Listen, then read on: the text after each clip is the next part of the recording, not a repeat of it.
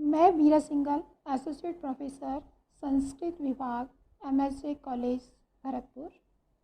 मेरे YouTube channel में आपका स्वागत है। प्रिय विद्यार्थियों, आज मैं आपको बताने जा रही हूँ सांख्य दर्शन में प्रकृति का स्वरूप। प्रकृति के दो रूप हैं, व्यक्त और अव्यक्त।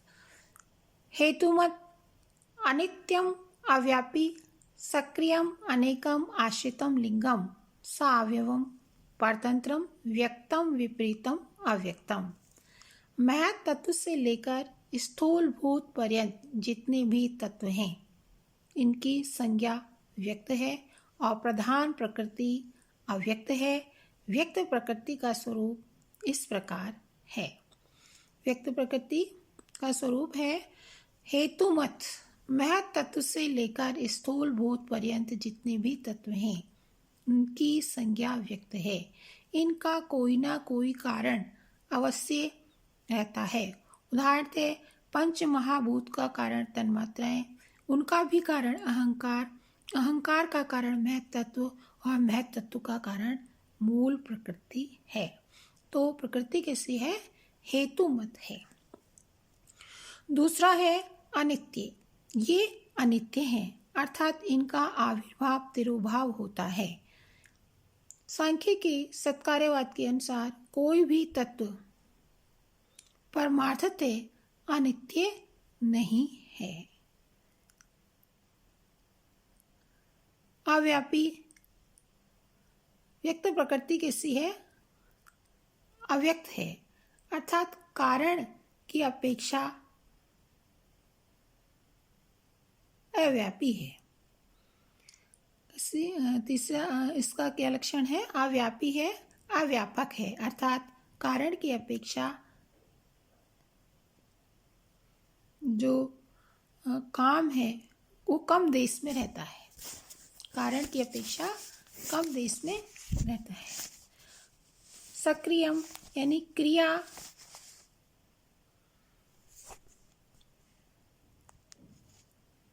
परिस्पंद को कहते हैं, जो किसी कार्य में प्रवेश और निस्सरण के रूप में पाई जाती है। क्रियाशीलता व्यक्त प्रकृति का गुण है, क्योंकि सत्य, रज और तम मूल प्रकृति में ही विद्यमान रहते हैं। तथापि अव्यक्त अवस्था में अनेक प्रवाह के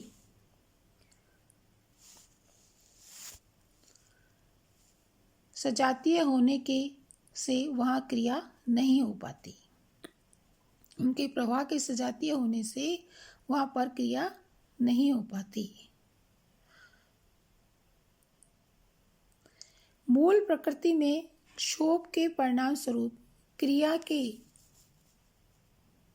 समन होने पर भी गमनागन रूप परिस्पंद नामात्मक क्रिया के न होने पर जो निष्क्रिय है। अनेकम अर्थात एक से अधिक सजातीय भेदों से युक्त है।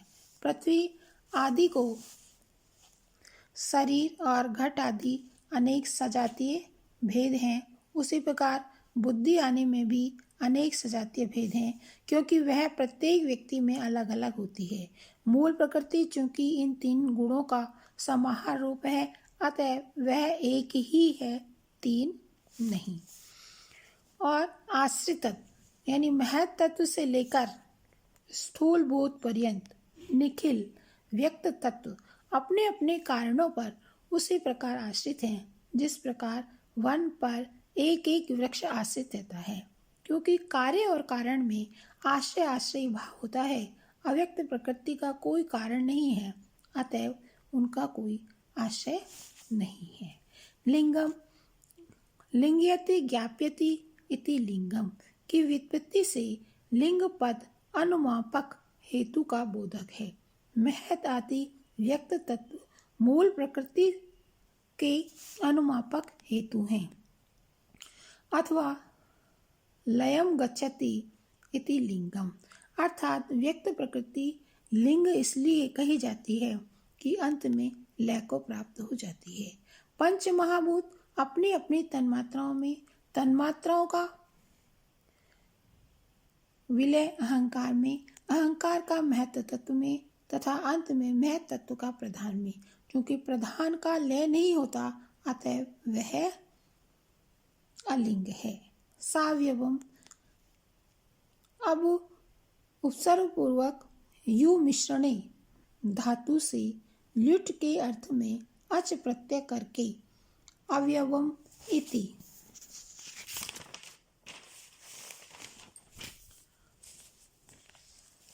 अवयव व्युत्पन्न होता है, जिसका अर्थ है कि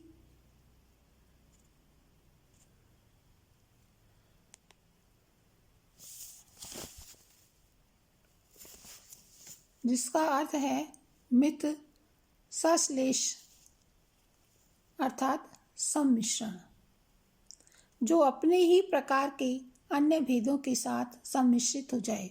उदाहरणतः पृथ्वी, आकाश आदि तत्व परस्पर संयुक्त रहते हैं। इनके विपरीत मूल प्रकृति निरवयव इसलिए होती है क्योंकि बुद्धि आदि के साथ उसका संयोग संबंध नहीं बनता, अपितु तादात्म्य संबंध ही होता है।